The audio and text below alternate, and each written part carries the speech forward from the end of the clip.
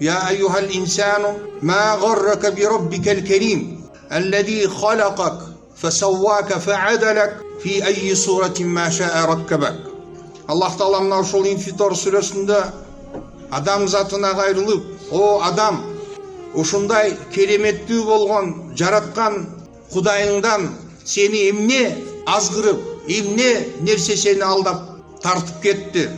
Сени жаратып, сенин жаратылышыңды абдан эгиз кылып, сени сонун кылып жараткан кудуреттүү Кудайдан сени эмне азгырды? Фи айи суратин ма шаа раккабак. Жараткан Аллах Таала каалаган сүрөтүндө сени мына Кудайдын каалагандай сүрөтүндө Аллах жараткан эле. Мына бүгүн биздин жаратылышыбыз шексиз башка айбанаттардын арасында өзгөчө туугандар.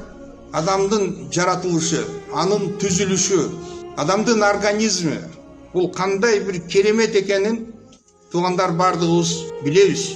Мына ошол биздин ушундай жаратылышыбыз менен Аллах Тааланын бизге берген ушул денеси, Аллахтын бизге берген руху, Кудайдын биздин табиятыбызга салган мына ушундай улуу адамга таандык болгон сапаттарды берген Аллахка чексиз шүгүрлөр болсун. Мына ушундай карим, кереметтүү, кудуреттүү Аллах Тааланын берген нематы.